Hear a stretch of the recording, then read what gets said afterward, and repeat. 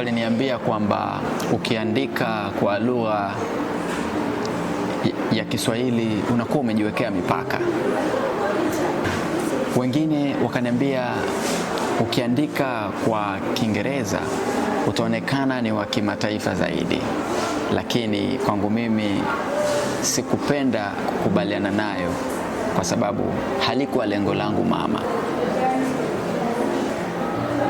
Nilichagua kuandika kwa lugha iliyonilea, lugha aushi ya Kiswahili. Si kila mapinduzi huanza kwa maandamano. Mengine huanza kwa kalamu. Wakati mwingine huanza kwa mtu mmoja anayekataa kuisaliti lugha yake. Huyu ni Jackson Mwanuzi, mwandishi wa vitabu na mtafiti, na mmoja wa Tanzania wanaoamini kwamba Kiswahili si njia ya mawasiliano pekee, bali ni hazina ya maarifa, utambulisho na maendeleo. Nilipochapisha kitabu changu cha Afrika Mpya, hiki hapa, sikudhani kama kingevuka hata mipaka ya Tanzania, lakini matunda niliyaona. Leo napokea simu kutoka Rwanda, Uganda, Kenya, DR Congo na Watanzania pamoja na wadau wa Kiswahili kutoka barani Ulaya, ambao wengine nilikutana nao kwenye masomo yangu na wengine ni marafiki zangu tu, na wengine walifurahi kuona kazi ikichapishwa na baadhi ya marafiki zangu. Simu ninazopigiwa wakihitaji vitabu, wengi ni kwa sababu wanapenda Kiswahili na wanatamani kusoma kazi za Kiswahili kwa sababu ni lugha wanayoipenda na wanayoielewa. Kwa miongo mingi Kiswahili kilionekana kama lugha ya nyumbani, lugha ya sokoni, lugha ya mwambao wa Afrika Mashariki. Lakini leo kinazungumzwa kwenye vyumba vya mikutano ya kimataifa, kinafundishwa kwenye vyuo vikuu duniani, kinaandikiwa vitabu na kinazidi kuwa daraja linalounganisha mataifa. Lakini safari hiyo haikutokea yenyewe.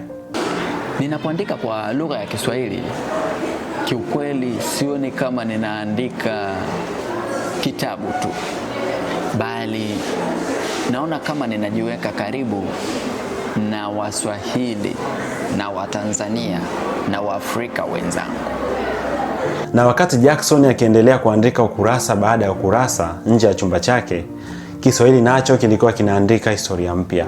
Historia ya kupaa kutoka kuwa lugha ya taifa moja na kuanza kujitambulisha kama lugha ya dunia.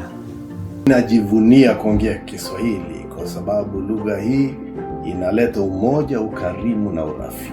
Kiswahili ni lugha nzuri, neno langu pendwa la Kiswahili ni karibu wewe. Je?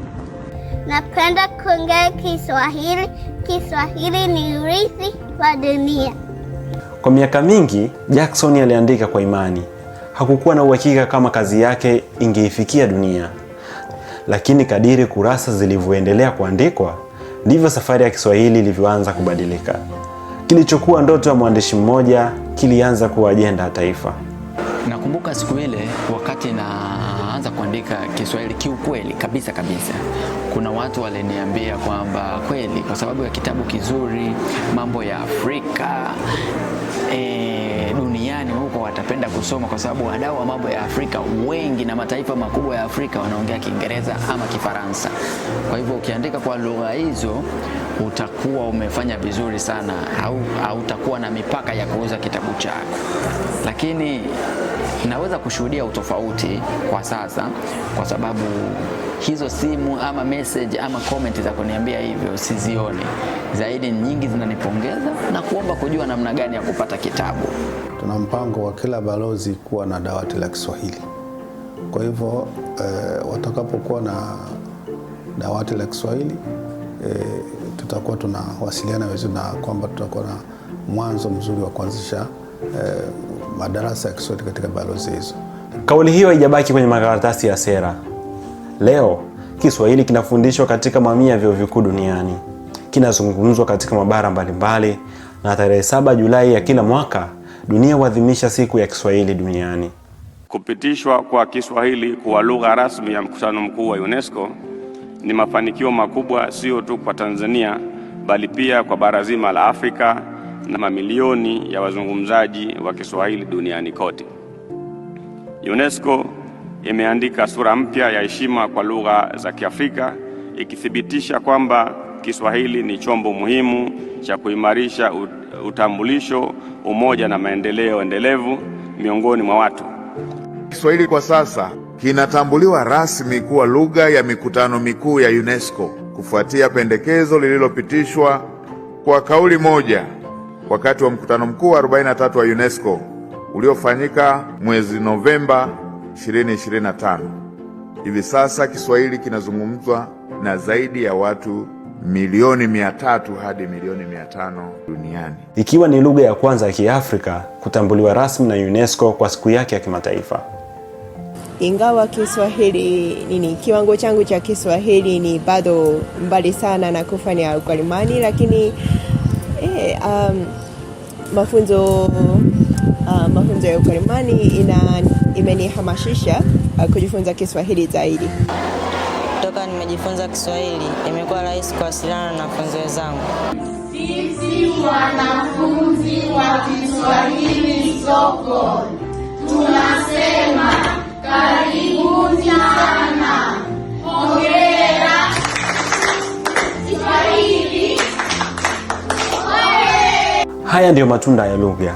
Hayapimwi kwa kamusi pekee, hupimwa kwa watu wanaokutana, biashara zinazofunguka, maarifa yanayosafiri na tamaduni zinazounganishwa. Mara zote nikiwa nikipokea ujumbe, meseji ama simu kwa njia ya mitandao pamoja na simu za kawaida kutoka nje, hasa kutoka nje. Kwa mfano kuna rafiki yangu mmoja nimemuuzia kitabu, ni Mkenya. Mara zote nimekuwa nikigundua kwamba hiki si kwamba nilikosea kuandika kwa Kiswahili.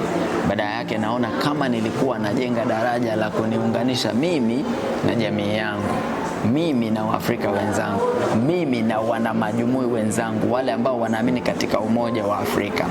Moja, kwanza mimi naona ni fursa, kwa sababu watu wengi wamepata fursa ya kuweza kuandika majarida mbalimbali na vitabu na kuviuza ndani na nje ya nchi. Kwa hiyo ni fursa, watu wanapata vipato vinaongezeka, lakini pia tunaongeza waongeaji wa lugha yetu ya Kiswahili.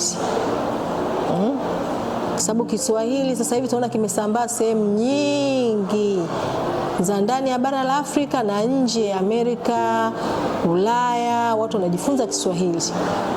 Sasa hivi mpaka Wachina wakija hapa wanajifunza Kiswahili ili waweze kuwasiliana na ile jamii ambayo wanaishi. Wakati wataalamu wakizungumza kuhusu sera na taasisi zikizungumzia mikakati, Jackson anaendelea kufanya kile alichokifanya tangu mwanzo, kuandika. Kwa sababu anaamini kila kitabu cha Kiswahili kinachochapishwa ni mlango mwingine unaofunguliwa kwa kizazi kijacho. Kuna vitabu vinabaki maktabani na kuna vitabu vinabadilisha maisha. Jackson hawezi kuhesabu ni watu wangapi wamesoma maandishi yake, lakini kila anapoingia darasani au kwenye maonyesho ya vitabu hukutana na simulizi mpya, simulizi za watu ambao maisha yao yameguswa na Kiswahili. Baada ya kusoma kitabu cha Mwalimu Jackson, nimegundua kwamba Afrika bado inatawaliwa kwa ujumla, inatawaliwa kwa kunyonywa hivi kama madini, watu wanachukua madini, mfano Tanzanite zinapatikana Tanzania lakini inagundulika kama zinauzwa nchi nyingine. Baada ya kusoma kitabu cha Mwalimu Jackson, nimejifunza mambo mengi sana, na natamani kila mwanafunzi ama kila mtu angekuwa na ndoto ya kuwa mwandishi. Hakuna zawadi kubwa yoyote ile duniani kwa mwandishi yoyote kama kuona kitabu chako kinauzika, kitabu chako kinavuka mipaka, watu wanafurahi kuona kazi zako na unaona matokeo ya mabadiliko kupitia kile ulichokiandika. Lakini safari ya Kiswahili haikubadilisha waandishi pekee. Imeanza kufungua milango ya elimu, milango ya biashara, milango ya diplomasia na hata teknolojia. Leo vijana wanaandika maudhui ya kidigitali kwa Kiswahili, wafanyabiashara wanatangaza bidhaa zao kwa Kiswahili, na watafiti wanaendelea kuongeza machapisho kwa lugha hii. Ni imani yetu kwamba Kiswahili kitaendelea kumea katika nchi za Ulaya na maeneo mengine. Aidha, ni tumaini kwamba maendeleo ya lugha ya Kiswahili yatawanufaisha wadau wa Kiswahili ambao daima wamekuwa wakipigania Kiswahili. Utatuzindulia kamusi ya Kiswahili kwenda kwa Kifaransa. Ni safari ambayo imepata nguvu zaidi katika miaka ya karibuni. Kupitia jitihada za serikali ya awamu ya 6, Kiswahili kimeendelea kupewa nafasi katika diplomasia ya kimataifa, katika mikutano ya Afrika, katika elimu na katika taasisi mbalimbali za kimataifa. Lakini kwa Jackson, mafanikio hayo yana tafsiri tofauti. Nadhani dunia inakitaka Kiswahili ama Kiswahili ndio kinaitaka dunia sana. Kwangu mimi nadhani naungana na wanamajumui wengine wataniunga mkono mimi. Kiswahili, dunia inakihitaji Kiswahili sana.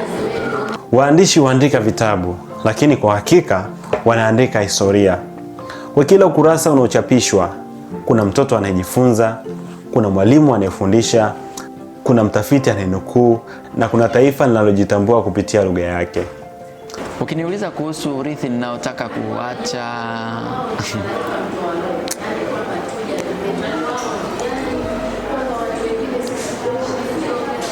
nadhani si jina langu.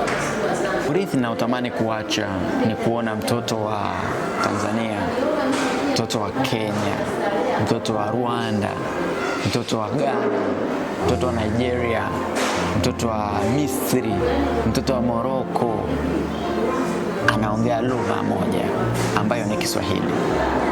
Uganda wanataka walimu 20,000. Komoro wamenipigia simu, wana shule 5 wanataka walimu. Zimbabwe kuna mmiliki mmoja wa shule zaidi ya 3 anataka walimu. Na pengine hapa ndipo nguvu halisi ya Kiswahili ilipo. Sio katika idadi ya wanaokizungumza, bali katika idadi ya ndoto kinazozalisha. Kuna watu huacha majengo, wengine huacha barabara, lakini waandishi huacha mawazo, na mawazo hayo huishi vizazi vingi baada yao.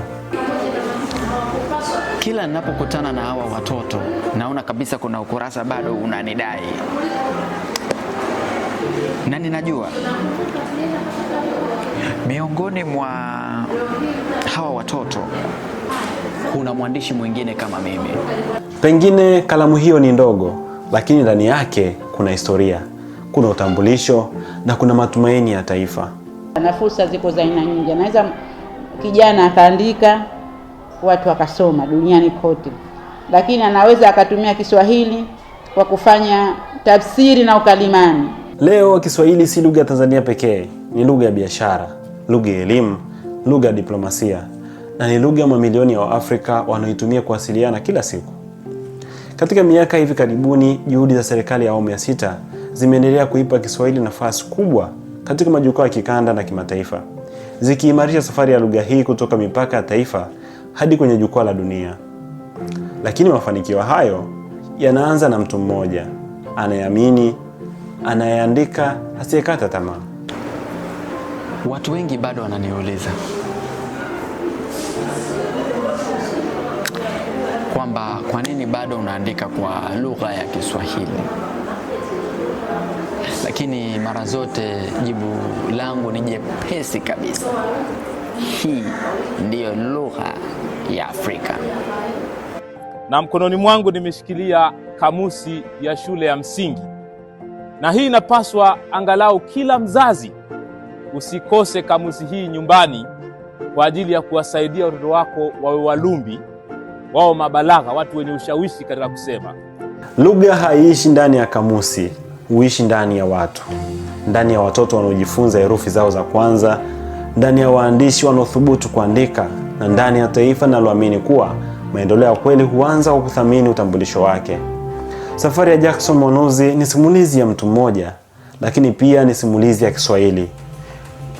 Lugha iliyotoka mwambao wa Afrika Mashariki na leo inaendelea kuandika historia ya dunia.